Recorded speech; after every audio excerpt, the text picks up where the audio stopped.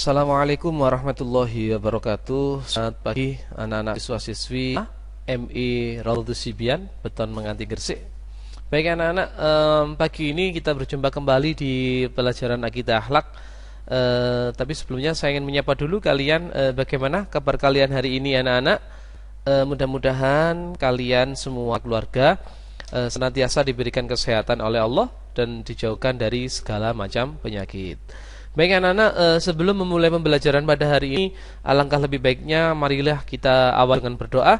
Mudah-mudahan nanti menjadi ilmu yang bermanfaat. Amin amin ya rabbal alamin. Al-Fatihah. A'udzubillahi minasyaitonirrajim. Bismillahirrahmanirrahim. Alhamdulillah.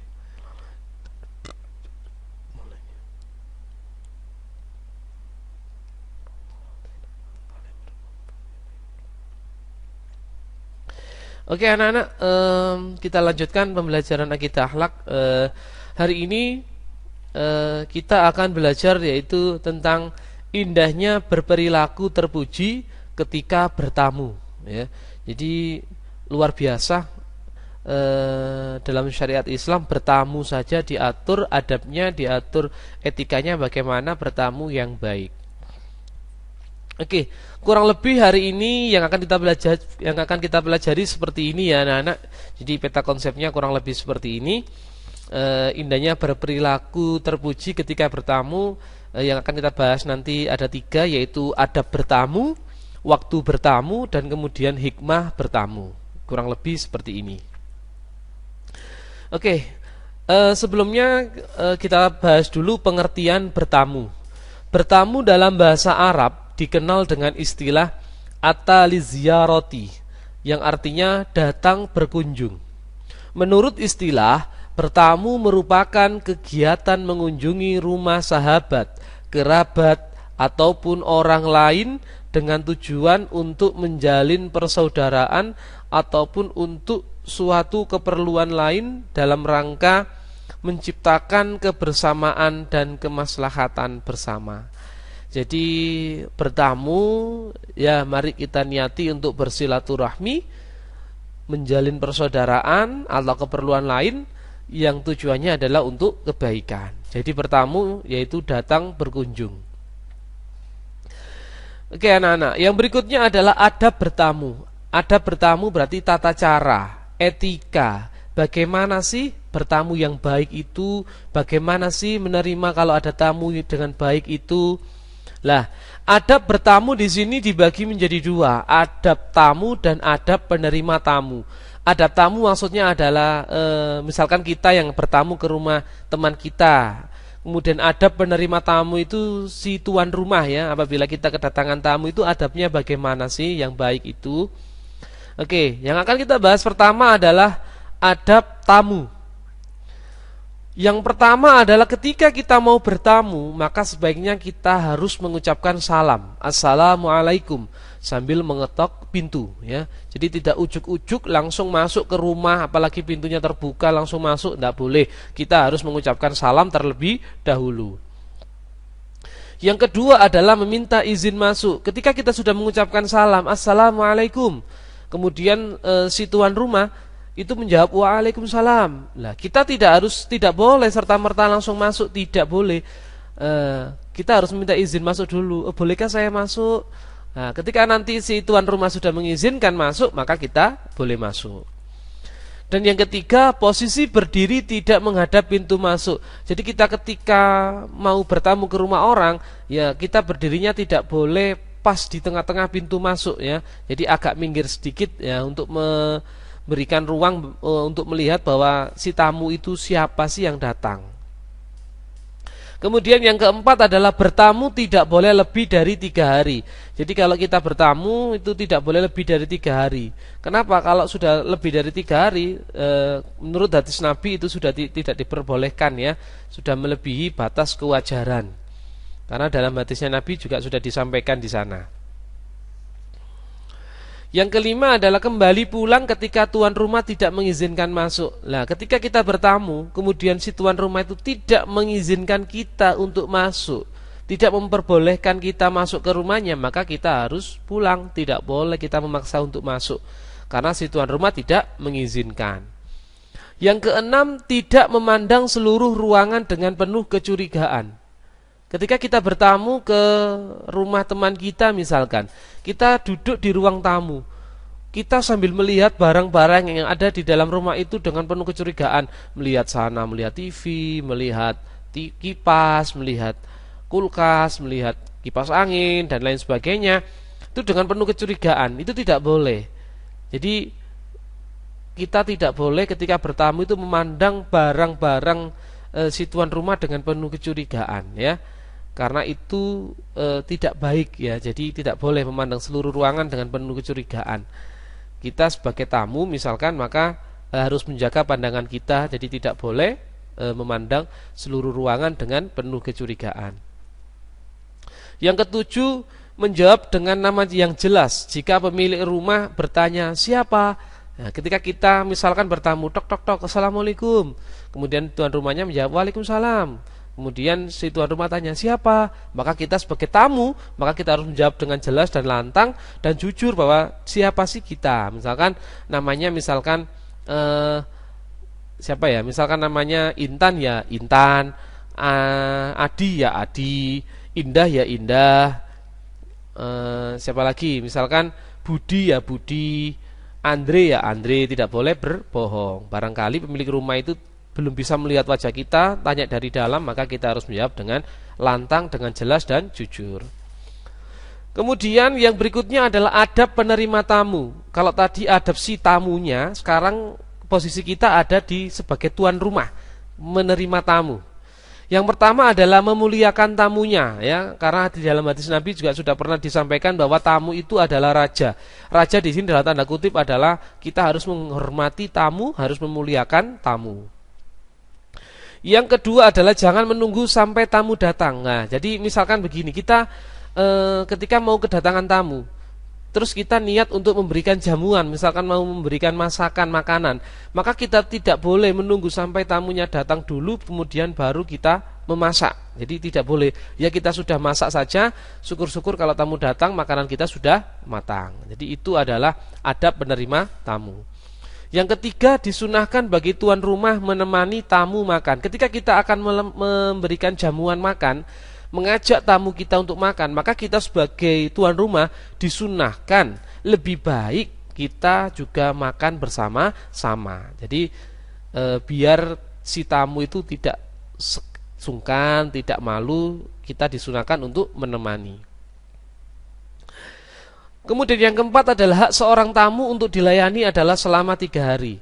Jadi seperti yang disampaikan sebelumnya tadi bahwa bertamu itu maksimal 3 hari. Jadi setelah 3 hari maka tidak wajib untuk dilayani. Kita juga sebagai tuan rumah sudah tidak mempunyai kewajiban untuk memberikan misalkan makan dan lain sebagainya, karena sudah melebihi 3 hari. Hak seorang tamu itu selama 3 hari. Yang kelima, jangan sekali-kali menyusahkan tamu. Disunahkan melayani keinginan tamu. Ini dalam arti yang positif, ya. Jadi jangan sekali-kali menyusahkan tamu. Misalkan tamunya ada tamu datang, kemudian disuruh bantu ini, bantu itu, dan lain sebagainya. Kemudian diminta tolong untuk membelikan ini, membelikan itu. Nah, itu tidak boleh. Disunahkan untuk seperti tadi, memuliakan tamu. Yang keenam, bila tamu akan pulang, maka disunahkan bagi tuan rumah untuk mengantarkannya sampai ke pintu depan rumah, maksudnya ini pintu rumah, ya. Jadi misalkan kita ada tamu, misalkan ada teman kita, kemudian teman kita itu mau pulang, maka disunahkan kita itu mengantarkan sampai ke depan, ya. Jadi tidak, lebih baik diantarkan sampai ke depan. Jadi tidak oh ya silakan pulang. Nah, tapi kita posisinya ada di dalam rumah. Jadi yang lebih baik disunahkan itu adabnya adalah mengantarkan sampai ke pintu rumah atau depan, ya, di depan rumah. Kemudian waktu bertamu. Kapan sih waktu yang baik untuk bertamu itu? Waktu bertamu ini ada waktu yang baik dan ada waktu yang harus dihindari, yang tidak diperkenankan untuk bertamu, ya. Waktu bertamu sesuai yang dilakukan oleh Rasulullah adalah pagi dan sore, ya. Adapun waktu yang harus dihindari dan tidak tepat untuk bertamu, yang pertama adalah sebelum waktu sholat subuh. Ya, sebelum sholat subuh kan masih malam, ya, masih dini hari terus kemudian kita bertamu, ya tidak sopan, ya tidak baik itu bertamu jam segitu. Kemudian waktu sholat atau waktu zikir dan membaca Al-Quran. Ketika waktu sholat ada azan maghrib, kita mau sholat kemudian ada tamu lah, berarti tamu tersebut itu harus tahu bahwa waktu-waktu itu yang harus dihindari dan tidak tepat untuk bertamu, ya ketika ada waktunya sholat, masih berzikir, kemudian ketika kita masih mengaji, kemudian ada tamu, ya. Kemudian yang ketiga adalah waktu istirahat atau tidur siang. Nah, ketika misalkan kita mau bertamu, kemudian si tuan rumah itu masih istirahat, masih tidur mungkin, maka kita tidak boleh mengganggunya. Ya, kita tunggu mungkin sorenya nanti ketika sudah bangun baru kita bertamu. Kemudian setelah sholat isya. Kenapa? Karena dalam Islam setelah sholat isya itu mungkin karena waktunya sudah malam, maka mungkin si tuan rumah itu waktunya istirahat. Ini yang dianjurkan oleh Nabi Muhammad Shallallahu Alaihi Wasallam. Hikmah bertamu. Apa sih yang dapat kita ambil hikmahnya dari bertamu itu? Oke. Yang pertama, hikmah bertamu adalah bertamu dengan adab yang baik dapat menumbuhkan sikap toleran terhadap orang lain dan menjauhkan sikap paksaan, tekanan, ancaman, dan lain-lain. Kemudian yang kedua, Islam memandang setiap orang mempunyai persamaan dan kesesuaian dalam berbagai hal dan kepentingan. Yang ketiga, bertamu dapat menciptakan perdamaian dan mempererat persaudaraan atau tali silaturahmi. Dan berikutnya, hikmah bertamu yang keempat adalah bertamu sebagai sarana untuk berdakwah dan menciptakan kehidupan masyarakat yang bermartabat.